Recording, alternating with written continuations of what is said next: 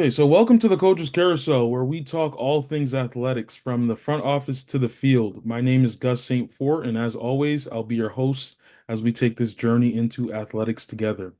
We have an awesome show planned here today. Entering the hot seat is a great guest who truly represents what it means to be on the Coach's Carousel. Starting as a two-time state champion at the high school level to then being a scholarship student athlete on the basketball team at University of Central Florida, and now on staff at the Division One level. She currently serves as the director of basketball operations and player development for Coppin State University women's basketball. Without further ado, please welcome Tolu Omokore. Tolu, how are you doing today? Where's the clap? Where's the little audio? Thank you guys. I'm good, Gus. Thank you for having me. Of course, and thanks for joining. I know, you guys are in season. You guys are going to be starting up on November 4th, so not too far away. Yes. Appreciate you jumping on the call. Just want to, get right into it. Just starting with your childhood. How'd you kind of get to UCF? Obviously, I know you were a two-time state champion. So definitely playing at a high level in Maryland, but can you just walk through a little bit about your childhood and how got to UCF? Yes, first of all, love the research. Yeah, got it right 2 times champion. The rings can't fit on my fingers no more, but you know, um, I started basketball probably around 13 years old, a little later than usual that I'm hearing, because I know a lot of people start at a young age and everything like that. So I was born in Nigeria, raised in Maryland. So, like I said, started in high school, didn't know what basketball was, didn't know what a layup was. All I knew that I was fast and I was like a teammate. That was like the two biggest characteristic for me, and it took me far. Um, Ended up hearing people's like, yo, you play really hard, you get these rebounds. I'm like, oh, okay, maybe I can really do this basketball thing. Mhm. Ended up going to Roosevelt, Eleanor Roosevelt High School in Maryland. Like you said, two-time champion. Mhm. Started off at JV for half a year and then moved up to varsity. And those two characteristics, the running hard and playing hard, got me really far, right? So ended up going to a camp at Central Florida, where I got offered right there at the camp. And I was like, Awesome. oh my gosh. And I would never forget, one of the coaches pulled me in and was like, how'd you like to live here for the next 4 years? I'm like, sign me up. What's the contract? Orlando, Maryland to Orlando, sign me up. Give me the contract, please. Just give me the contract. No. So I got offered right there at the spot because I was diving on loose balls, Mhm. grabbing rebounds. Again, I wasn't really the biggest scorer, the top scorers in the world, but I was pretty good at the rebounding, and the hustling part, and that's what they really liked. So after that, signed my contract to UCF. Before I went to UCF, ended up tearing my ACL on my left leg my senior year. Okay. And I was like, oh my God, just this big injury going into college. Like, how is this about to be? But UCF was like, come in the summer, work your way up, and we'll take care of you. And they did just that, right? So was able to rehab all through the summer, and then was able to get on the court later on in the Awesome. fall. Okay. And so, when you were obviously you went to that camp at UCF, were there any other schools you were thinking about, or you were just like, I'm trying to be in Orlando. That's the goal. And that's the thing. I wasn't really highly recruited. Okay. Maybe I was doing some recruitments here and there. It was the journey was just kind of getting started. Was getting those interest letters here and there, but Okay. like UCF was like my biggest offer that I was like, I'm gonna take it. So. Okay. And then so, obviously you had that injury transitioning into college. So what did your freshman year look like with that injury? Like, was it hard to transition in Yeah, or it was. It was. And my teammates was, excuse me, my teammates and coaches were very supportive. Like I said, I was able to work really hard in the summer and was able to start playing towards like the end of non-conference play. okay. I think I got rookie of the week one time, grabbed 15 boards. Like it was one of like those like I was able to, I just put my brace on and just kind of played. And Right. a lot of the times when you tear your ACL, it's like a fear of not doing it again, or you're thinking about your knee. I wasn't thinking about that. we're playing, you know what I'm saying? It was like, it's go time, right? Doctor cleared me. Here I am having pain here and there. Mhm. But that's what rehab was for and Right. treatment. But I was able to have a pretty good freshman year, I feel like. Awesome. Okay. And then so obviously you have your freshman year, sophomore year goes around, and then junior year you end up with the season-ending injury. So what was that injury? Was that the same injury? And how did that kind of play a role in your college career to that point? That was it played a big role. Okay. So like you said, tore my ACL on my different knee. Right now, Wow. now it Okay. was the right knee, and I'm like, oh my God, not again. Hmm. After I heard that pop, those who tore the ACL, they know They hear that. when you hear the pop. Hmm. So I automatically knew that I'm gonna have to do this all over again, and then Okay. it was tough. It was tough mentally. It was tough physically. But it was one of those where it had me opening my different doors in my career. Like I said, okay, Tolu, ball is not life. I did not plan to go overseas. I did not plan to go to WNBA after the 4 years. I said, Hmm. okay, Tolu, this is your time to figure out what do you want. This is your junior year. Senior year will Right. be here before you know it. That's when I was able to get in more leadership positions. I got selected to represent UCF at the Student Athlete Forum, NCAA, in 2017. And I Mhm. wouldn't be able to do that because it was around season time. But it Right. worked out because I was on the bench and, coach was able to say, you know what, go ahead and take care of your business. Right. So it just, again, started open leadership doors, started opening, what am I going to do after the future, after 4 years is up. I'm like, okay, grad school. Let's go ahead and apply to grad school. Just again, junior year I was able to figure out my plan. I'm starting to work out my plan after, my 4 years were up. So that really was like almost a blessing in disguise, right? Because I met a lot of people in that student athlete forum that I still talk to this day, a lot of Awesome. relationships. So yeah. And it's interesting because you talk about how like that really shaped you in terms of you being the professional you are today. I was looking, your senior year after that injury, you guys, lost to UConn, obviously, who made it to the Final Four, but that was the Hmm. first time UCF made it to the NCAA tournament with an at-large bid. Yeah. So, and you guys, had over, I think it was over 23 wins that year. So, how was that injury, kind of transitioning and it was the best year or one of the best years in school history. What did that kind of feel like? You were going out with, all that success with the team. What did that feel like? No, right. It was like one of those. That was just my senior year, right? It was, I think, Senior, yep. it was one of those where it's like, all right, this is your last year. This is you're cleared. Your knee is good. Let's go. Like, let's leave it a bang. And like you said, and I don't know before. I don't think I mentioned this, but we had a coaches change freshman year into Mhm. sophomore year. So people was calling like, hey, are you gonna transfer? Like, hey, we got a spot for you. But my head, I was like, no, I'm gonna stick it out. Mhm. Let's see how this coach is. Because I wasn't planning on going school to school. I was like, I'm gonna get this degree. Right, Over right. here, and everybody has their different goals. Mhm. I'm staying here. I'm sorry. Right. And the second coaching staff that came was amazing. Gave them a chance. They gave me a chance, and still talk to them to this day. They're UGA, but back to senior year. So again, just going out with the bang, doing Mhm. really great stuff, just leaving UCF with a mark, knowing that what we had a role in that, and yeah, although we didn't beat UConn or we it was the little things that we celebrated. Especially with UConn being in our conference then, so Right. we Mhm. was we it was great. It was great, and then to see the girls the following year go all the way and win the conference, Right. it made I was felt like a proud alumni, proud auntie, because I know they worked so hard. And of course, Mhm. you're like, damn, I wish that was us. But Yeah, like, it's okay. We paved the right. way. We paved the way. We paved Right. the way. Right. And that's the most important thing. So, Exactly. with everything, obviously, high school, college, grad school, and everything. Can you just talk about like what kind of or what things you took away from all your experiences that helped you, get that grad school degree, but then also you as a professional today?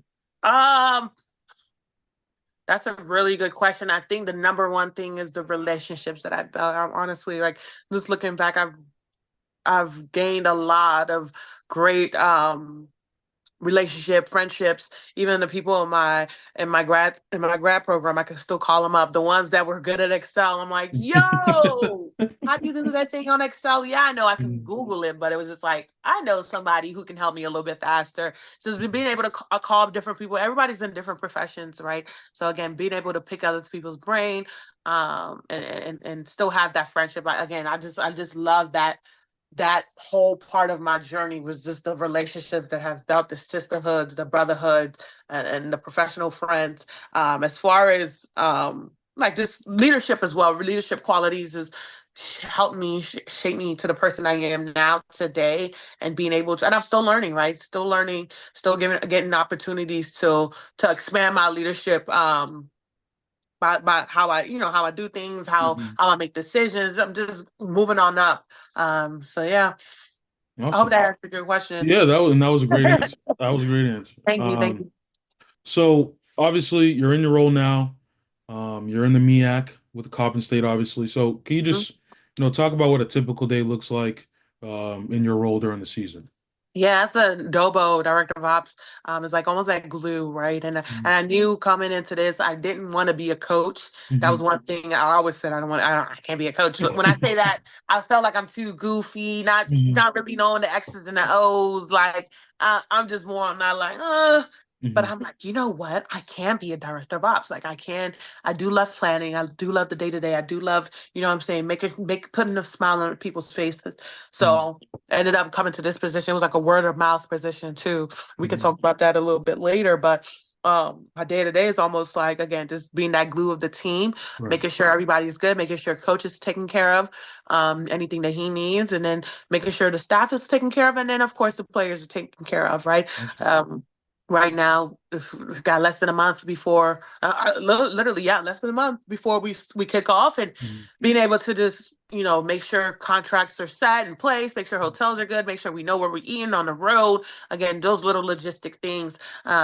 So it's kind of it's fun, right? It's like, oh my God, like Mhm. again, when I get off the bus when we go to our away games and going into hotels, I'm like the first one out of the bus. I'm like with my Mhm. folder. I'm like, yeah, like I feel like a boss. Like, yeah, excuse us, yes.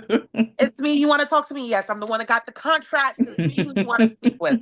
But I just feel good, like being able to just everybody's counting on me. Mhm. Um, so yeah, Also, and obviously, like you said, like everyone's counting on you, and that's an important role. absolutely. Obviously, Coach Woods, he's going into his third year now as the head coach there. You were there when he was going into his second season. So, can you just talk about the relationship you two have built together? Obviously, you're doing a lot for him, obviously, but obviously the team. So, just talk a little bit about the connection you guys had. Yeah, no, Coach Woods is great, man. And shout out to him for really giving me this opportunity. He trusts me a lot, Mhm. especially I'm a young player, and I not say young player. I'm just a young individual, just entering this other side of athletics, right? Was Right. on the other side as a student athlete. Now I'm on the other side as a administrator. So he gives me a lot of green lights, a lot of um, green lights until he says stop, right? But but he trusts me Mhm. a lot, and I really appreciate that as my boss. Like, what I'm saying, I'm hearing a lot of people where they can't do too much, or they have limitations. And I'm like, I can't say that about me. You know what I'm saying? And he also gives you your flowers when it's due, and that's something that I really appreciate about him. Like, he'll be like just randomly like, "Yo, appreciate you, thank you." I'm like, well, that feels good to know that what I'm doing is seen, and of course he's busy with the X's and O's and everything, and of course trying to win. But the fact that he can still notice that things are getting done, it makes me feel good. It makes me Right. feel good. So the relationship has blossomed, is getting better. I'm learning more about him and his needs and what he needs, and Mhm. and vice versa. So Awesome. And I guess, this would be a good time. Obviously you talked about how this was like a position. It sounds like it wasn't like traditional in terms of how you got it. So can you talk a little bit about kind of what that process looked like? yeah, yeah, and it's a big that saying is who you know type Right. of world. Hmm. And I was talking to my godmom one day. Just I had applied for the GW position at one point. Then I ended up getting the position as the Dobo. I think it was a Dobo. I don't know what the position was open, but didn't get it. It was pretty bummed. But I'm like, okay, on to the next. My godmom, she knew someone in Coppin State. She said, "Hey, you guys looking for a Dobo?" And she's like, "Yeah, we actually are." Hmm. She's like, "Hey, could she come in tomorrow?" I said, "Yes, I can." So ended up was very quick. Hmm. Did the interview, left a really good impression. And then it's kind of went from there, right? And it's a big again, you never know who someone might know. And that's part of my advice that towards the end, like keep that relationship, build that relationship, and talk about your needs and what you're looking for with other people, right? Again, it Mhm. was just really a simple conversation. And she said, you know what? I have somebody who works at Coppin State. I'm like, okay, that's okay, call him up. So again, very non-traditional, but I'm happy he worked that way. Coach Woods was there, gave me a call. He's very a family man. And I'm figuring myself out as a mom. My son has two. So figuring out the careerhood and motherhood. And I know that's something that I saw when I was a player was Coach Abe, all the kids was in the office. And I'm like, Mhm. oh, this is the fan. Like, why are you bringing your kids to the office? Like, I just love that feeling in my head. I'm always like, I hope that, one day I can have a boss or someone who just loves kids and like, yeah, bring him in. He's not Mhm. feeling well. Okay, take a day off or whatever. And it's just like that with Coach Woods, right? He's like, bring him in, like, all the time. And he's around the girls. Mhm. The girls love him. So yeah, I think I rambled a little bit on. I don't know what the original question No. was. Well, well, it's interesting because I was going to ask you next. Obviously, you're in a pretty demanding career. So as a mother, how have you managed to, balance everything? Because obviously you're doing it well. So, how do you do all that? Shout out to my mom. Shout out to my mom. Shout out to her. Shout out to all of the I'm sorry, I was getting a call. Shout out to all my village, my circle that I have who help me out when I have to get on the road and Amandi can't come. They'll be there watching Amandi, helping my Mhm. mom out. Again, the village is so big. And again, my boss, Coach Woods, being able to allow me to bring Amandi on trips, on in practices, on games, or not making it because of Amandi. So it's been really great. I'm really grateful to have that support. And again, just with Amandi, he's getting older, but he still have his demands as a toddler. So days can be a little bit stressful, right? Being able Right. to balance um, motherhood and now work, and now I'm just starting my doctorate career now, so that's very tough now. Being able to not be back as a student, Right. so very long, long, long days and coffee, Right. but we're here, and I'm There making you it work. go. And I didn't even know you were doing extra school on top of that. So I am. congratulations on that. Thank you. Just Um, well, good for you. I guess I have a couple questions here, just in general. Mhm. What advice would you give to, younger people, but obviously just, young women who are aspiring to, break into the coaching ranks or any sports leadership roles? What advice do you have to them? Yeah. I think if you're watching this and if you just watch the whole interview, biggest thing has been saying is the relationship in Mm. that circle. Having someone or like a boss or a team or just finding the right team that you fit in, right? That's been big thing. And again, not burning any bridges because you never know who might know Mhm. someone. I think that's very important. Don't really burn any bridges. And third thing too, I think just continue to shine and ask questions. That's the biggest thing too. Like, of course, you still want to problem solve and figure things out and not bombard. And but I think it's also good to ask questions when you really don't know. And then just talk about what you want to with other people when you never know doors might open, right? So Mhm. again, open, willing to, if you're watching this, willing to connect, feel free to connect. I'm happy to kind of talk a little bit more about my journey, or if anything I can do. Again, I'm now just breaking into this space. This is year two for me. I'm learning so much about myself and so much about, I have way more stuff to learn about, but I'm just pretty excited to be in this position again. And, obviously just going back to, tips that you can give, is there any things that, let's say students in college can do right now to, set themselves up in the future for jobs like yours or just any jobs in coaching or in sports in general? I think being able to utilize LinkedIn, utilize sliding them DMs. Of course, those coaches are going to be busy. Of course, we know season are coming. Mhm. Also, I try to talk to other supporting staff. Of course, it's going to be hard to get to the head coach. Right. Talk to other supporting staff if you can. see about the webinars and conferences that are coming up that if you can afford to register or reach out or and sign up for that, maybe that's also a good thing. You can connect with people when it comes to those webinars and conferences. Um, what else? What else? What else? What else? Uh, Boosting up your resume. And I know resume is also big too. Even though I say, I didn't get it in the traditional way, but being able to still tell your story and impress the others you speak with and carry yourself in a really good manner that's also an advice that I can give as well. But yeah, I mean, just keep grinding and, just keep talking to people. Again, you never know what doors might open if you say something to the right person at the right time. You Awesome. never know. Yeah. So, And then last question here, just, is there anything like as you look back throughout your life, is there anything that you would, look back on and say, this is what made me successful, or this is kind of what helped me get in the position I am in today, whether it be like a job you did, the school you went to, someone in your family, someone you met. Is there anything that you can like say, like, this is what put me in this position? God, God, Amen. if we're really being honest here, because there's so many people, even from when I was young, even from when I tried out the for basketball team in middle school, my very first coach who believed in me. Like, what I'm saying, there's so many people that has played a role in my life.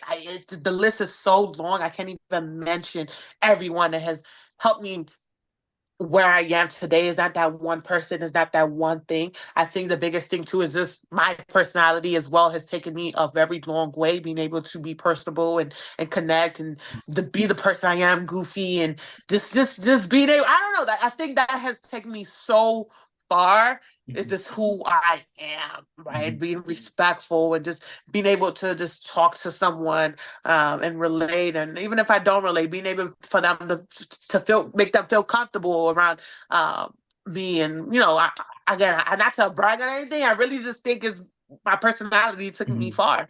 Mhm. Um, so yeah, Yeah, and I think you got a wonderful personality, and every you got time I'm on a Zoom or anything with you, it always, shows. So, you. before we close this off, just really want to say thank you so much for jumping on. And I want to give you the space to highlight anything that, you want to talk about or, shout out. So, is there anything you want to, highlight before I close it off? Shout out to all the mamas that's doing this in the space. I'm learning myself and still learning. Shout out to us because it's not easy. And shout Hmm. out to the ones who don't have kids, but they still have responsibilities and still Hmm. making it work, right? And let's see, I think I'm gonna leave it here. Let me see. Shout out to Coppin. Woo, woo. Yeah. Woo, woo, woo. What else? If you're thinking about doing something that you're afraid of or don't know if you want to reach out to this person or apply to the job, do it. This is your sign to do it. Just do it. You never know. Never know. You never know what doors may open. So There thank you you go. guys for having me. Yeah, and on that note, like she said, just do it. So don't be afraid to, put yourself out there and do things that are going to make you nervous. And once again, just want to say thank you so much. Good luck to Coppin State in the Thank you. MEAC this year. We'll be tuning in. Thank you so much, Gus. And yeah, thank you so much.